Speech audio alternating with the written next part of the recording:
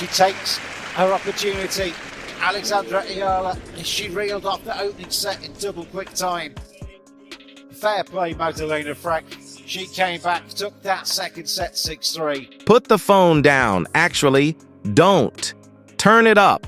Because what just happened on Pietrangeli Court at the Italian Open deserves every second of your attention. And if you blink, you'll miss exactly why this match changes everything. Set 3-6-4, Alexandra. Eala, Philippines, Rome, May 6th, 2026. Write that down. Tattoo it somewhere. Because the girl they said couldn't hack it on clay just walked into one of the most sacred venues in all of tennis and dismantled a former world number 22 in what might be the most psychologically loaded victory of her entire career. This wasn't just a win. This was a reckoning. Let me set the scene, because the scoreline alone doesn't do it justice. 3 consecutive clay tournaments, 3 consecutive losses. Stuttgart, gone. Madrid, demolished 6-2, 6-1 by Mira Andreeva in a match so one-sided it felt like a public execution. The headlines were practically writing themselves. Eala is a hard-court player. Clay is her ceiling. She doesn't have the game for this surface. The doubters had data. They had evidence. They had momentum. And then she walked on to Pietrangeli and bageled Magdalena Fręch in the opening set. 6 games, 0. 35 minutes. Done. Let that land for a second. Against a player who has beaten top 10 names on hard courts. Against a 2-decade veteran who has held a WTA title, cracked the world top 22, and seen everything this sport has to throw at her. Alexandra Eala won 6 consecutive games without surrendering a single one. She didn't just take the first set. She took it like it already belonged to her. 6 breaks of serve across the match. A 68% win rate on second serve, 82 total points to Frech's 75. Every single meaningful stat tilted her way. But here's the number that matters most. Here's the one the Eala army needs to burn into their memory. Percent on second serve. You remember Linz? You remember the Ostapenko match? That suffocating loss where every second serve Eala hit came back at her like a missile. 0% conversion, 0 points, 0 answers. That 0% was the wound she carried onto the plane. That was the thing that kept her up at night. That was the problem she handed to the Rafa Nadal Academy coaches in Mallorca and said, "Fix this." They fixed it. 68% today. Higher than her own first serve win rate. Higher than Frech's first serve win rate. The shot that had been her greatest liability on clay became the shot that anchored this entire match. 1 week of work.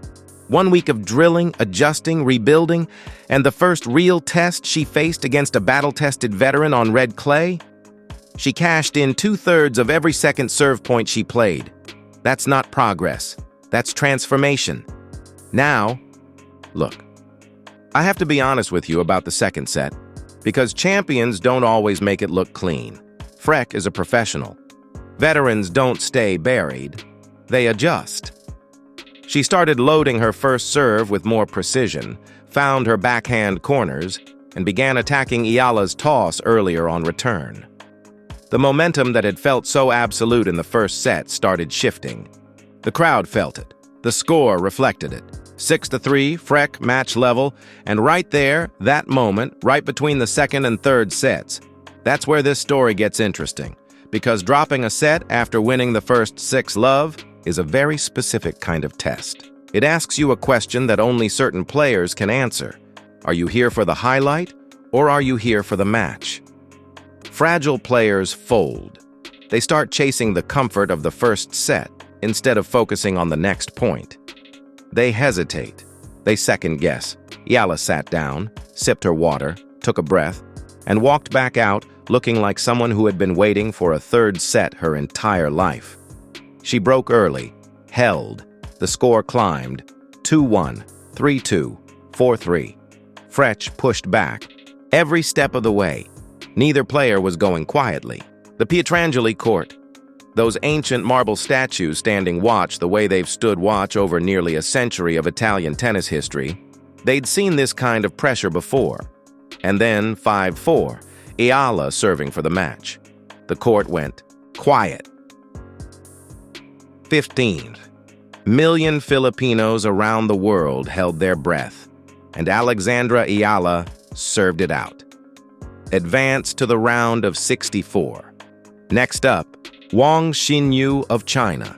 The same Wang Xinyu who beat her in Auckland back in January, 7-5, 6-4, a three-set heartbreaker Eala has been carrying for 4 months. The rematch is set. The slate is clean.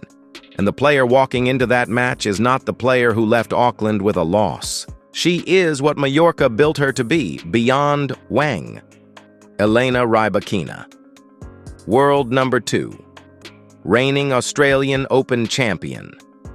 If Eala gets there, that's a measuring stick match. That's a statement match. That's the kind of match that defines what kind of player you actually are. But none of that matters unless she takes care of Wang first. And none of Wang matters unless she won today. She won today. Roland Garros begins May 18th. 12 days. 12 days for Eala to keep building what she started today. Rhythm, confidence, clay court muscle memory forged in real match pressure at a real WTA 1000 event. Every clay court win between now and Paris is a deposit. And today, on Pietrangeli, against a former top 22 veteran who had every reason to believe she could outlast a 20-year-old Filipina with a shaky clay record, Eala made the biggest deposit of her entire 2026 European campaign. Her clay record. Walking into Rome, 14 wins, 23 losses. Every doubter knew that number. Every headline referenced it. It was the anchor dragging her narrative underwater. Today, she started rewriting it. Here's what I want you to really sit with, because this is the thing that makes this victory feel genuinely different from everything else she's done this year. The Auckland wins, the Indian Wells run, the Dubai results, all of it happened on hard court. On the surface, where her left-handed serve bends most viciously, where her flat backhand screams through the court without clay slowing it down, where her movement requires no sliding, where every weapon in her game operates at full power. Hard court. Eala has been one of the most compelling stories in women's tennis in 2026. Clay Eala was still being written. Until today, she hadn't produced a signature win on red dirt against quality opposition all season. 3 tournaments, 3 early exits. The establishment had decided clay was her ceiling, the surface where the story of Alexandra Eala would have a footnote instead of a chapter. Today, she didn't just add a chapter. She changed the genre. She walked onto the most iconic clay court in Italy. She faced a veteran with experience, ranking pedigree, and the home surface advantage that clay gives to grinders. She won in 3 sets. She broke 6 times.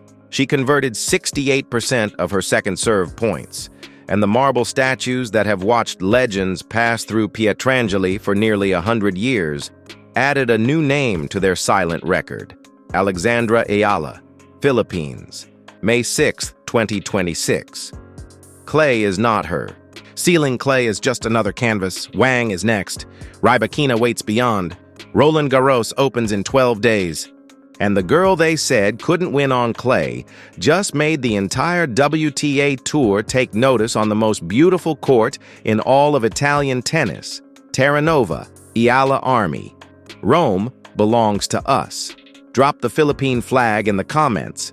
Tell me where you were when she served out that 3rd set. Tell me what went through your mind during that bagel. The algorithm needs to know what happened on Pietrangeli today. 115 million Filipinos around the world are celebrating. And they should be. Because the clay court Eala they always knew existed. She just showed up.